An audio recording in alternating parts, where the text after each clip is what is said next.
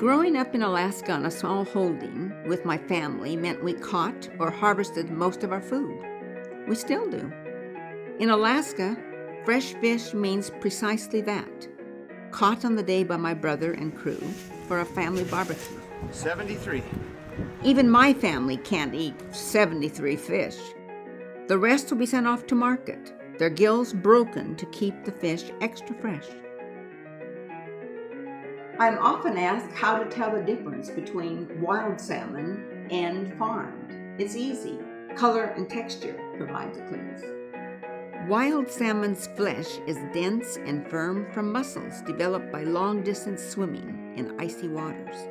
Even a good quality farmed salmon, like the one I have here, is paler and less firm. Back at the Alaskan homestead, preparing salmon on the barbecue couldn't be simpler. Drizzle with oil, add salt, cover, barbecue for 3 minutes, and let the family enjoy. Back in London, my salmon is tastier with an avocado and lemon sauce. This is especially helpful because with the flying over in the frozen state, it has to be thawed, and it lacks a little bit of the zip it had in Alaska. The sauce is simply made by slicing the avocados and removing the peel and seed. Falls right out. Scraping the avocado into a bowl, the flesh, slicing the lemon in half, and squeezing the juice straight on to prevent the avocado from turning brown. Just a little bit of salt, just kind of guesstimate about half a teaspoon. And a good sprinkling of pepper, I like the coarse ground. 1 heaping tablespoon of yogurt.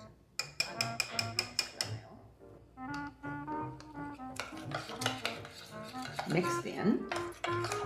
And then 2 cloves of garlic, just minced with a knife.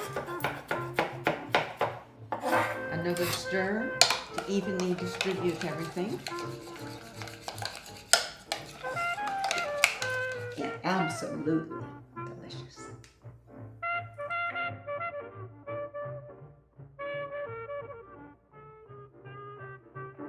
Kitchen shears are a great way to cut the salmon for serving.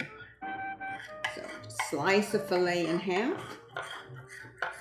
After the salmon is cut, turn it over to cook first skin side up. After about 5 minutes of grilling, the skin will turn a nice crispy brown. Then turn the fish over and grill the other side for another roughly 5 minutes. The grilled salmon turned out rather nice. Now with a couple of spoons of the avocado and yogurt dip, we're ready to go.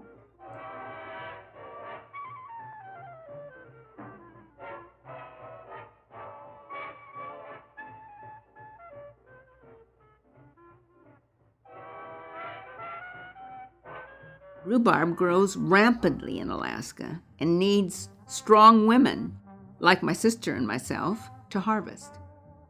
To make the base for the rhubarb crumble, I take 500 grams of rhubarb, slice it in about 1-inch pieces, add 100 grams of granulated sugar, and 3 tablespoons of water. I found that it's not necessary to cook the rhubarb first on the stove with the water in the dish, and it softens right up.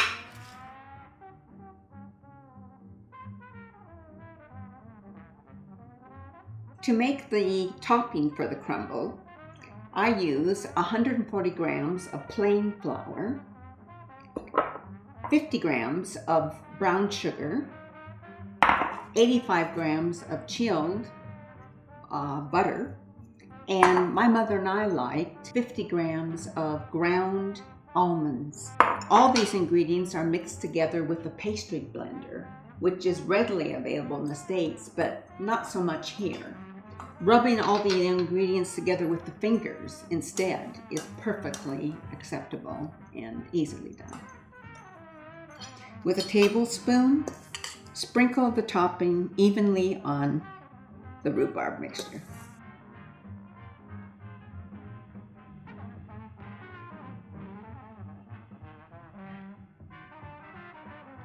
So what makes Alaskan cooking so special is partly the freshness of its often fishy ingredients, but it's also its unique mix of Inuit, Nordic, and American settler recipes. It's ancient and modern and very, very tasty. As husband Bob tucks into the rhubarb crumble, let me introduce you to the Alaskan cooking series called Baked Alaska and Much More. It's down to earth and out of this world.